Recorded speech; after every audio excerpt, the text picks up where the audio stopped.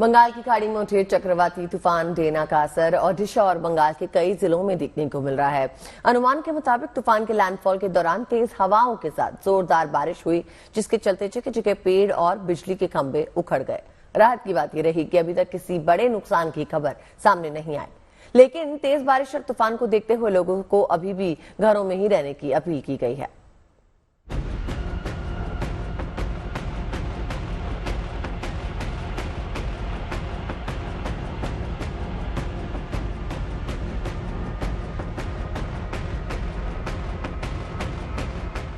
समुद्र में ताकतवर लहरें भी उठी, तूफानी हवाएं भी चली और जोरदार बारिश भी हुई।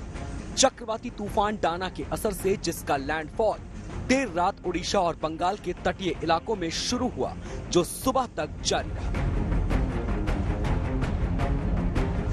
बंगाल के न्यू दीघा और ओल्ड दीघा इलाके से आई ये तस्वीरें तूफान की तीव्रता को बयां कर रही हैं।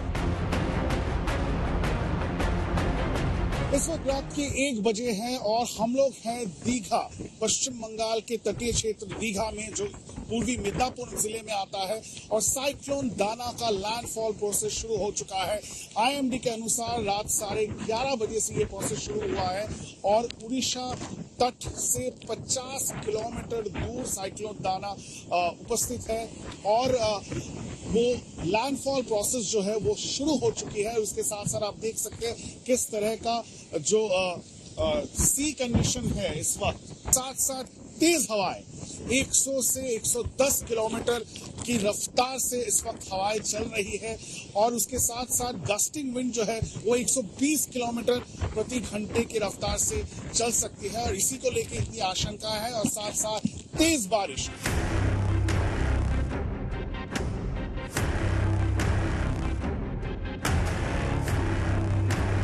लैंडफॉल के दौरान तूफानी हवाओं के चलते जगह जगह पेड़ उखड़कर गिर गए, जिन्हें काटकर हटाने के लिए राहत और बचाव कर्मियों ने रात में ही मोर्चा संभाल लिया और देखते ही देखते इन पेड़ों को हटाकर रास्तों को साफ कर दिया गया ताकि आवाजाही प्रभावित न हो।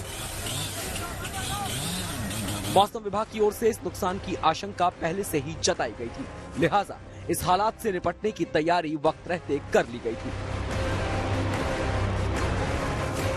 जिसका फायदा ये हुआ कि उड़ीसा और बंगाल दोनों ही राज्यों में बड़ी आबादी को वक्त रहते राहत शिविरों में शिफ्ट कर दिया गया था, जहां उनके खाने पीने और दवाओं का इंतजाम सरकार की ओर से किया गया। उड़ीसा में 3.5 लाख से ज्यादा लोगों को सुरक्षित जगह पे ले गया है।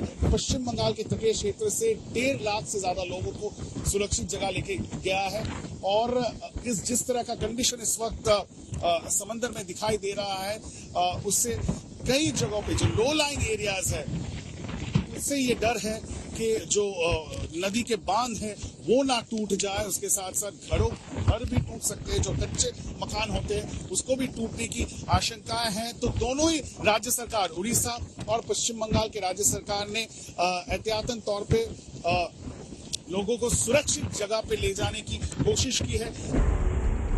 तूफान से निपटने में जुटी राहत और बचाव एजेंसियां ही नहीं, बल्कि दोनों ही राज्यों के मुख्यमंत्री भी पूरी रात कंट्रोल रूम में डटे रहे, जहां से उन्होंने तूफान के चलते होने वाली हर गतिविधि पर नजर रखी।